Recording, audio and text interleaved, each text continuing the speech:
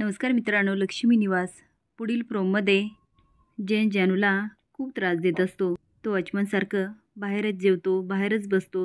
जानू त्याला समजावण्याचा खूप प्रयत्न करते, पण तो काय ऐकत नाही. सिद्धू आणि पूर्वीचा बसता असतो, त्यामुळे लक्ष्मी, भावना आणि सगळेच येतात. पण आजी मात्र त्यांचा अपमान करायची एकही संधी सोडत नाही. यामुळे सिंचनाला खूप वाईट वाटतं. लक्ष्मी म्हणते, सिद्धू, तुझी आणि पूर्वीची जोडी खूप छान दिसते. लग्नापूर्वीचे जे विधी असतात त्याला खूप महत्त्व असतं. ते अगदी मनापासून करायच्या. सिद्धू मनात म्हणतो, मनापासून केल्या असत्या, पण भावना मॅडम असत्या तर.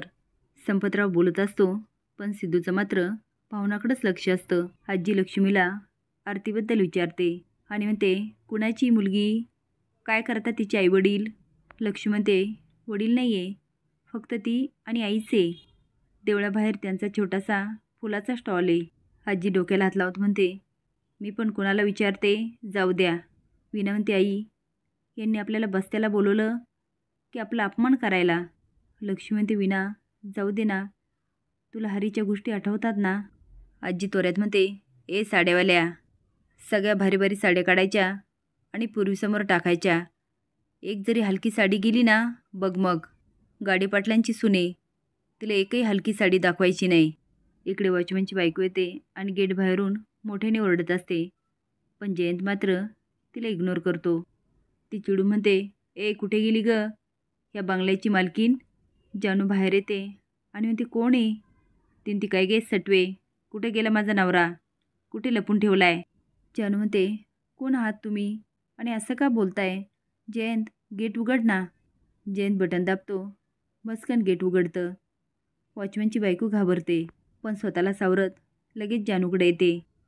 माझा नवरा रात्रीपासून घरी आला नाही, तुला त्याची काही पडली नाही, तो हा नवीन माणूस ठेवला वय? जयंत आता टोपीला हात लावतो. जानू म्हणते, नाही होत आई, हा वॉचमन नाही आहे. ते काय सटवे, मग काय तुझा नवरा आहे का? जानू म्हणते, जयंत बोल ना तू, अरे काही बोलत का नाही आहे?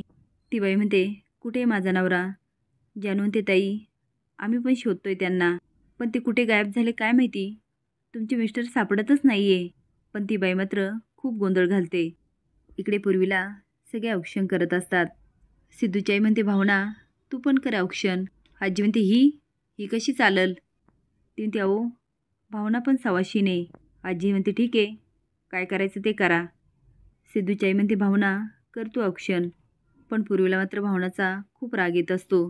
भावना आता औक्षण करते आणि साडी घेणार तेच पूर्वी खुडी काढते. भावना बाजूची साडी घेण्यासाठी पाय पुढे टाकते आणि पूर्वी तिच्या पायात पाय अडकवते. भावना काही पडत नाही, पण तिच्या ताटातील दिवा पूर्वीच्या साडीवर पडतो. आता मात्र पूर्वीची चांगलीच जिरते, पण अपशकुन झाला म्हणून सगळे आकरून बघत असतात. असेच नवीन अपडेट जाण्यासाठी लाईक आणि सबस्क्राईब करा. धन्यवाद.